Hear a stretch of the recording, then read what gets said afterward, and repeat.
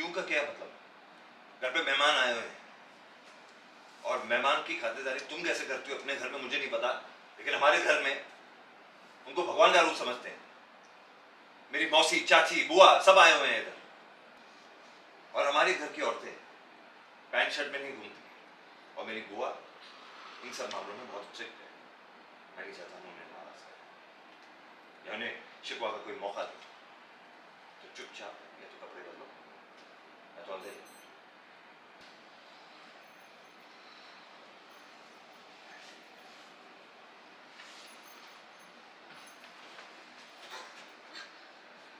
एक बार में मेरी बात समझ नहीं आती, तुम इधर ही रहो, कहीं नहीं जाओ। आपने मेरी बात कब समझी थी जब मैंने आपसे कहा था कि आप मेरे कपड़े मत जलाइए? आपने तब मेरी बात सुनी थी जब मैंने कहा था कि मैं इन कपड़ों में घर वालों के सामने नहीं जा सकती?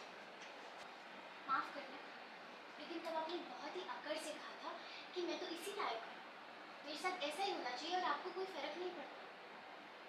जब आपको मेरे कपड़े जलाते हुए फर्क नहीं पड़ा, तो अब मैं आपके बारे में क्यों सोचूं? क्यों सोचोगे? जो भी तुम्हारे साथ हुआ वो तुम्हारी गलती है। मेरे कपड़े बाहर फेंके तुमने अलमारी से। साहब, और मैंने ऐसा कुछ भी नहीं किया। आपने हमेशा की तरह तब भी मेरी बात नहीं मानी और जला दिया आपने मेरे कपड़े। आप तो मर्द हैं ना, इसलिए आपके लिए तो वो सिर्फ कपड़े थे, लेकिन मेरे लिए मेरा सम्मान, मेरा सब कुछ था वो। आपने तो बस अपना गुस्सा दिखा दिया ना उन कपड़ों को जलाकर।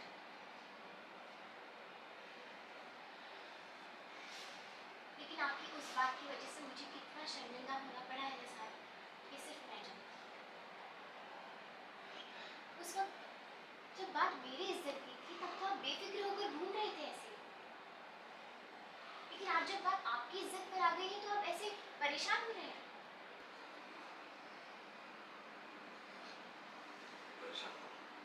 मुझे परेशान होने की जरूरत नहीं, समझी तुम? और मुझे कुछ फर्क नहीं पड़ता है कि तुम पे क्या बीती थी, क्या बीत रही होगी या क्या बीतने वाली है। देखो, ये ड्रामा करना बनता है।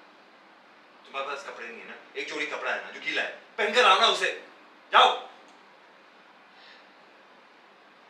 जब आपने मेरी भावनाओं की कोई कदर नहीं की, आपको मेरी भावनाओं की कोई फिक्र नहीं है, तो मैं आपकी बेइज्जती के बारे में भी नहीं सोचूंगी। मैं आपके घर वालों के सामने ऐसे ही इन्हीं कपड़ों में